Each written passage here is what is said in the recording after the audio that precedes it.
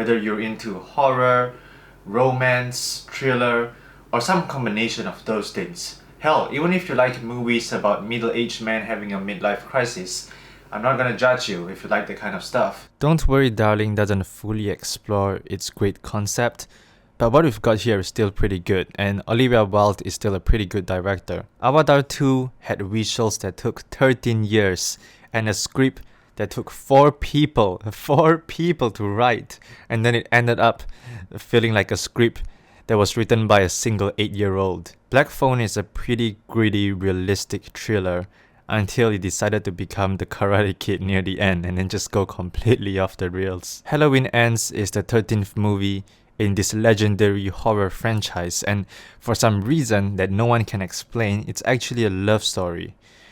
Why? The Wheel is a little melodramatic, but it's still worth watching for Aronofsky's style and Brendan Fraser's sheer commitment to the role. I respect how Tar doesn't dumb down its dialogue, but there's still far too much of it.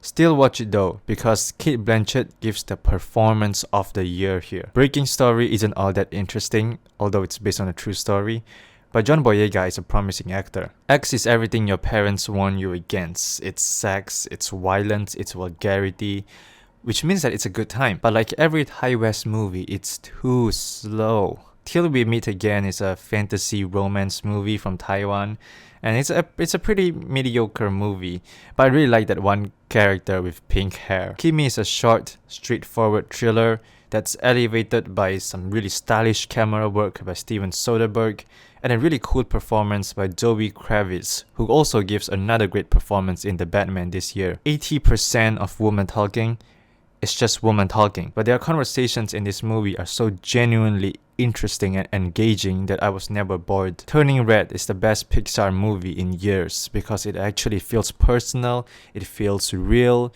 and it feels like nothing Pixar has ever done before. Mad God is a madman's nightmare that took 25 years to make and has no story. That's not a complaint, it's just a disclaimer. Nope made aliens feel real the way Jaws made sharks scary in the 70s. It really has that Spielbergian sense of wonder, but it's also Jordan Peele, which means it's really pretentious, you know. Studio 666 is exactly what you expect from a rock band making a movie for the first time. It's not amazing, but it's fairly entertaining. Kaguya-sama just perfectly visualizes every little feeling of having a crush on somebody, and it just writes that perfect fine line between laugh out loud funny and just being downright cringe. Cyberpunk Edgerunners is everything I love about punk. It's just so rebellious, so anti-corporate, anti-establishment. It's just so punk. Banshees of Inisherin made me laugh and then gave me an existential crisis. It's every bit as funny as it is thought-provoking, and that's all because of Martin McDonagh's really good writing. Incantation is a cool experimental horror film from Taiwan. If you like that sort of stuff, you'll like this. Good Day Tama and Excellent Adventure. Just trust me, this is actually really good. The last few episodes started examining the meaning of life, and it's actually no joke. It's actually one of the most profound things I've seen this year. The genius of Hirokazu Korieda's directing in Broker is how you don't realize how much you've fallen in love with this found family until the movie has ended, the credits have rolled, and then you realize you miss them. Cha Cha Real Smooth is so relatable to me on such a personal level that's actually a horror movie. The satire in the menu is so sharp, so biting, that if you still don't get the joke in the end, then you're the joke. If Emotional Damage was a movie, it would be After Sun. And the reason it's so sad is just because of how real it feels. Prey is the best Predator film in years, and the director of this movie used to make video game fanfiction. It all makes sense now. Babylon feels like it was directed by a bag of cocaine. The first half is like the getting high part, and then the second half is the regretting getting high part. The House has some good ideas, but it ultimately fails to live up to its potential. Terrifier 2 is a bloody, disgusting fun, but it's also just a movie about a killer clown. Why is it 2.5 hours long? Triangle of Sadness has some good dark comedy bits, but the whole thing just doesn't come together. Sonic 2 is faithful to the games, but every time they cut to the human characters, I just feel like pressing fast forward. The new Texas Chainsaw Massacre movie, it feels like Leatherface accidentally stepped onto the set of a generic slasher film. For an anime titled Chainsaw Man, it really should have been a lot crazier than it is. Uncharted is a mediocre action movie.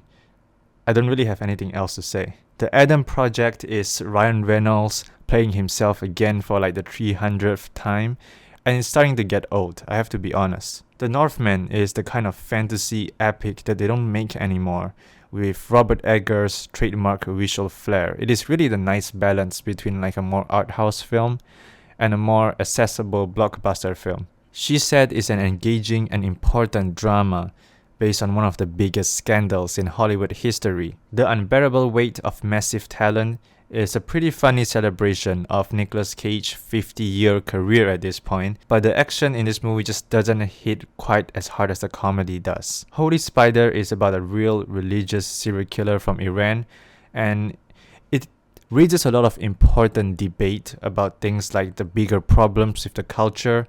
It's just really thought-provoking stuff. Hatching is what happens when parents don't take good care of their kids. It's also the scariest movie of the year. Cabinet of Curiosities has both good and bad episodes, but at least they give a chance for new and up-and-coming filmmakers, and that's a good thing.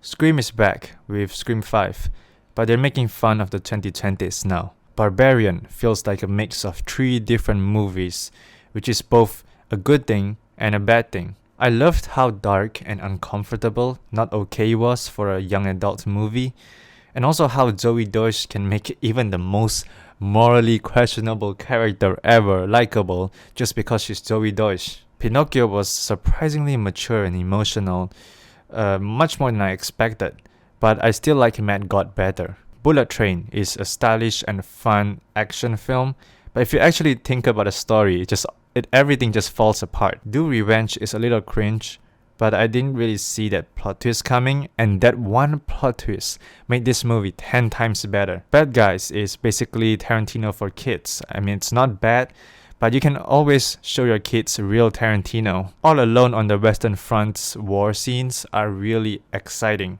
but the non-war scenes are really boring. Violent Night is surprisingly sweet for a movie where Santa kills a lot of people in a lot of different ways. Stranger Things Season 4 really raised the stakes, but still has way too many characters. Blonde is just 3 hours of back-to-back tragedy with no purpose or end goal. It is extremely disrespectful to the legacy of Marilyn Monroe, and it's just an absolute pain to watch. Wednesday shows that Jenna Ortega and Tim Burton are artistic soulmates, but they're stuck doing this really cheesy high school drama. If you liked Knives Out, you'll like Glass Onion.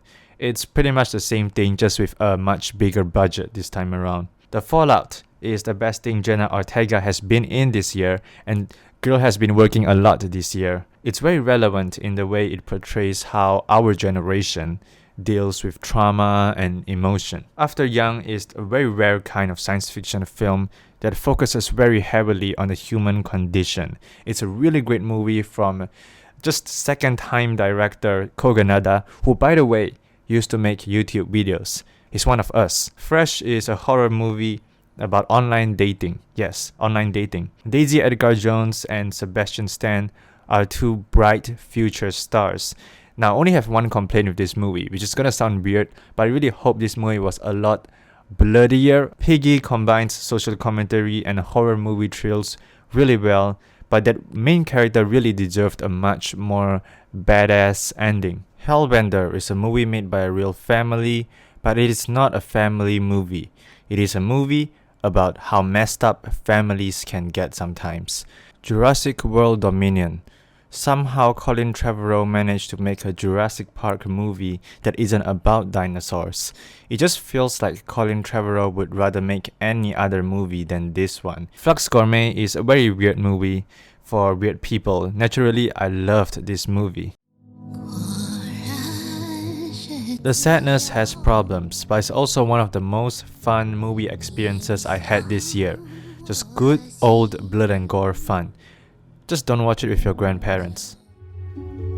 Decision to Leave looks like a detective story, but it's actually a deep character study about 2 very complex characters with very complex feelings and the relationship between them.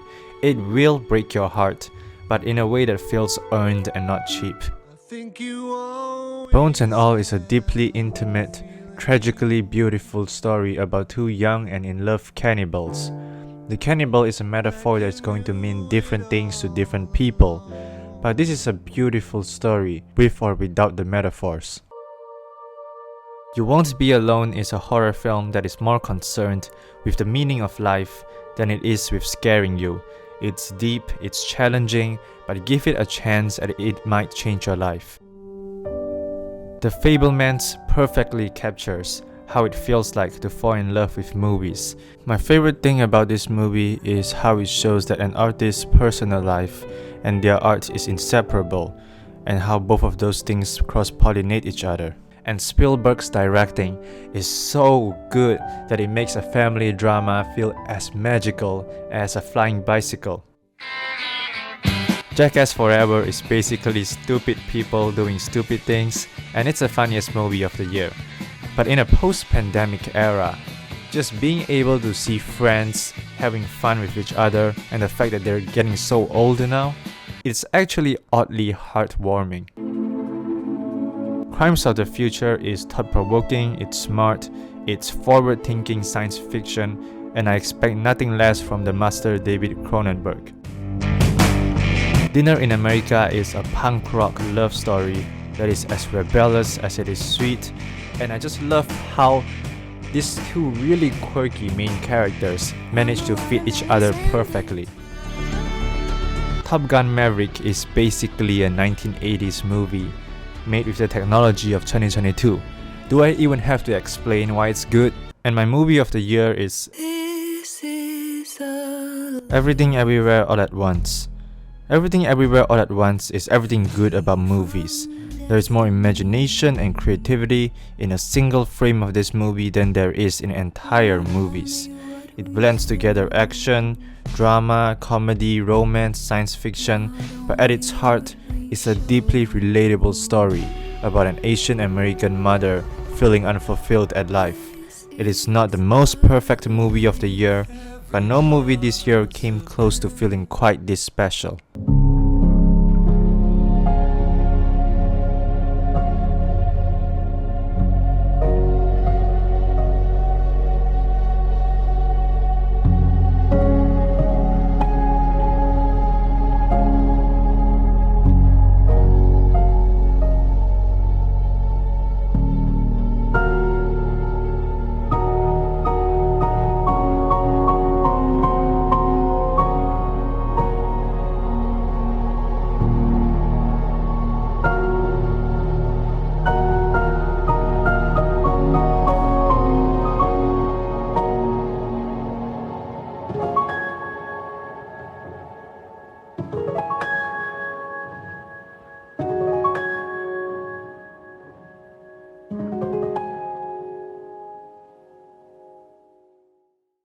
尽管离家让我心碎，我想告诉你，如果有来生，我还是会选择和你一起报税，开心一点。